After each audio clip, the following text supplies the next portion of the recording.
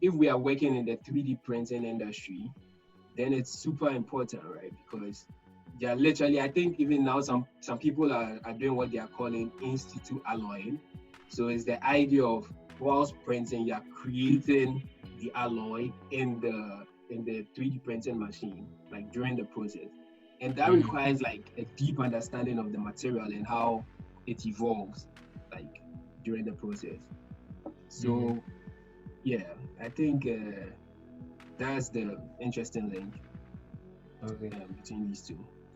And like before you decide which was the point where you decided that you want to do a PhD? Like was it when you started working or towards after a few months, or like when did you decide like, okay, work is good, but I think I have to do a PhD and it is going to be in metal additive manufacturing? Because you were working in polymers, right? So Yeah. when did you decide, yes, I want to do a PhD and it should be in metal? So when did that happen? During like the beginning, mid, or towards the end of your work life?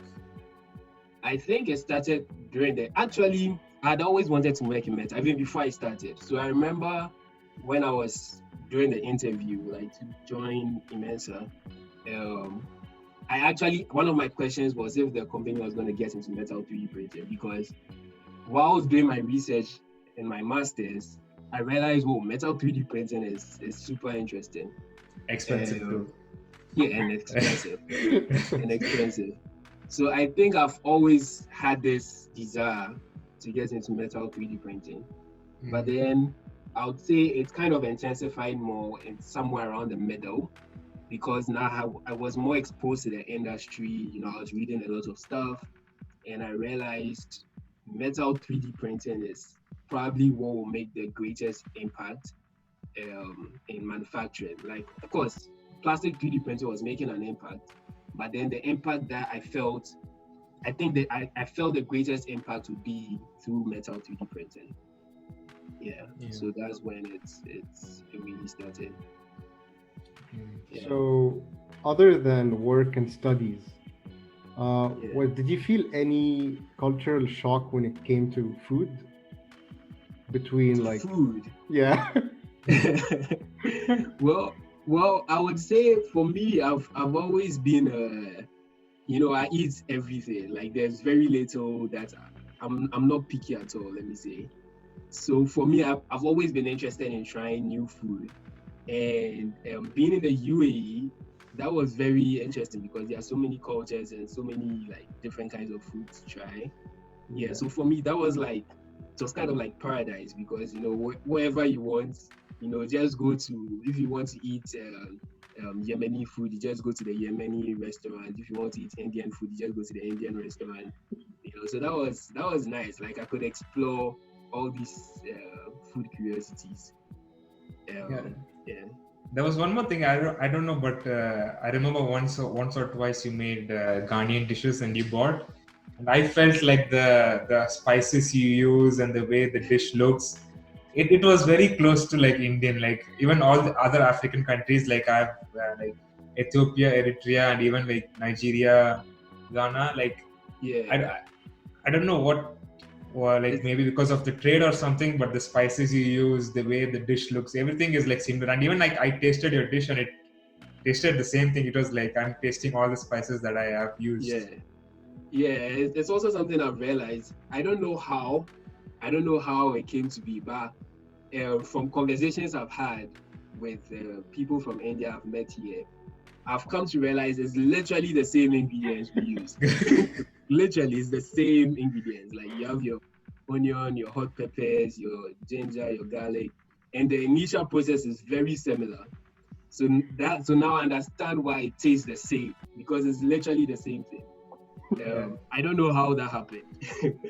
I don't know how.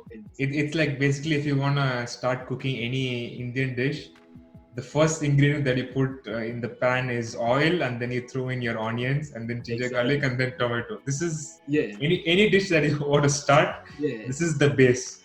If you don't do these four things, your dish is not going to be good. Exactly, and it's the same process we use in Ghana as well. The same process. Yeah.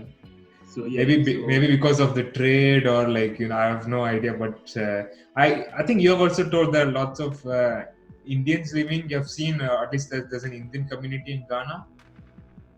yeah, but not that big. But yeah, there is an Indian community in Ghana. Very Indians are there everywhere. Yeah, Wherever every nook and corner you go, you can still find Indians, I think.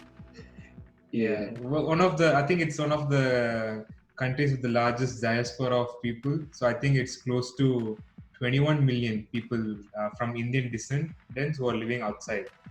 Wow, That's 21 million. That's close to the entire population of Ghana. yeah. Yeah. What about Canada? What about Canada? Did you feel any difference? Yeah. Yeah. No. So Canada, I actually probably it's something I should have known. But I came to realize that Canada is probably even more multicultural than the UAE, especially where I am in Quebec, in Montreal. Mhm. So you would actually see like a Vietnamese restaurant, or like like there are certain foods that you've probably never heard of, but there's actually like a very big scene for that kind of dish here. Mm-hmm. Yeah, so I find that really interesting. Like I've ended up trying a lot of new things so far. Did you go to New York while you were in Canada? Like you went to the US, but you didn't go to the New York, right? No.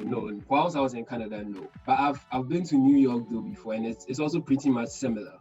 Like so many different foods compared. Yeah, I think New York probably even has more food variety than Montreal. Yeah, but I didn't expect there to be so much variety in Canada. But then I realized another thing to note about, I kind of realized it more when I got here, is each province is a bit different. So there are some provinces where there's not so much cultural variety, but then in some provinces there's a lot. And Quebec is one of those provinces where it's like there are people from all over like different places, and the cultural scene is very nice over here. Yeah. Okay, so what are your future plans after your PhD? So are you planning to work in industry, or do you want to do the research in academia, or like it does not matter as long as you do research? Well, I would say it does not matter as long as I'm into AM. Yeah, I mean, like I find research interesting, and so at this moment I'm not too sure, but then the things I know I would like to do is R&D in industry, R&D in academia. If that R&D is like has a lot of industrial collaboration, or if I find the topic really interesting, yeah, that's also a thing. But generally, my plan is to still stay in the AM space, and I think it's still early days yet. I'm still exploring. I'm looking at ways in which we can fuse other technologies into AM also to make it better. So let's see how that goes. How's the AM industry scene in Canada? Like, are there lots of companies or not many? It's still not many. It's still young. It's growing. It's not like the US. It's not like Europe, because in Europe they've been doing AM for decades now, right? Like for like 20 years plus, right? And the US is also now trying to like catch up, and because of that US influence, Canada is also trying to push. So from my experience, there's definitely more AM activity in Canada than in the Middle East, than in the UAE. But it's not like in Europe. Like Europe has way more experience in AM compared with Canada. Europe is crazy, like especially like if you take some of the Scandinavian countries, Germany, Netherlands, it's Germany is like the pioneer of 3D metal 3D printing. So Yeah, exactly. but then like there are other countries. There are lots of companies catching up because I think like the most of the actual machine producers are like kind of almost close to saturated.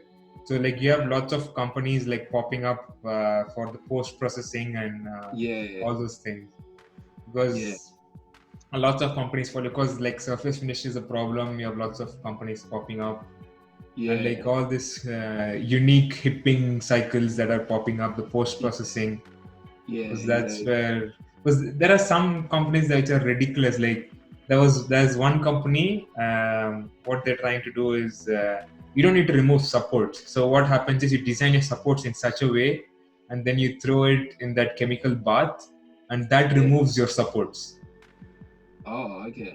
It's called, I Yeah, think, that's Hirtization or something. I'm not sure about the name, but yeah. that's just this one company that does it. I was like, That's it. but Yeah, you have to design your supports in such a way, and you need to know yeah. your chemical composition before you can do that. But at Before least you, it works, or at yeah, least they claim it works. yeah. I mean, yeah, there's a lot of innovation happening, and it reminds me of a report I saw like recently, and so the report clearly shows what's happening in the field right now. So Europe has a lot of experience, but then the US is really like trying to catch up. So in that report, actually in Europe, the US now has more 3D printing patents in Europe Yeah. than any other country, followed by, of course, European countries, and then countries from other countries from other parts of the world. Yeah, so it's very interesting dynamic what is happening. Like it's almost as if countries all over the world have realized that 3D printing or additive manufacturing could really change the way we make stuff in the world. And making stuff has been the reason why a lot of countries have prospered like over the years, right? So it's like every country is trying to catch a piece of that pie. Even if you go to China, like China is also like, they are funding a lot of AM research and a lot of what's the word? Like manufacturing companies are popping up in China as well. So it will really be interesting to see how this space evolves, in the next few years. Yeah. Yeah. Every country So, wants to develop something and catch up. Like even Singapore, right? Like it's Yeah, nowhere. exactly. It's such a small country, like less population, very dense country, and they're also like doing a lot of research and Yeah, more at universities. yeah, exactly. So it's definitely interesting. so, what advice would you give to either like students who are recently graduating or young professionals who are working in the next like 1 or 2 years? What would you advise them to do when it comes to like either their industry or their life? Yeah, yeah. Well, I would say first of all they should look at the things they are interested in. Because sometimes it's not so easy. Like, we are always interested in a lot of different things, but sometimes we don't realize, oh, I'm really interested in this. So what I would advise is, first of all, they should find out what those interests are, and then they should see how they can explore those interests.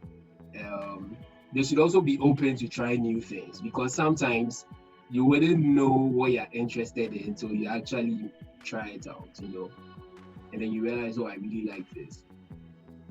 So that's the first thing I would say. The second thing I would say is, once they graduate from college, they should prioritize gaining experience in this thing that they are interested in, rather than like going straight ahead to work for like big name companies. Because what I would say is, you actually learn a lot, especially if you've already found something you're interested in. You actually learn a lot from working with like companies that are trying to innovate in that space, or that are trying to do something new in that space, rather than like if you go work for a company that is already established, they're already doing their own thing, and you go join and you're doing like some very tiny part of that big thing, like 0.01%, you wouldn't learn as much in such an environment than if you're in an environment where they are like literally just trying to innovate. Yeah, so I think that's what I'll tell people who are still like coming up.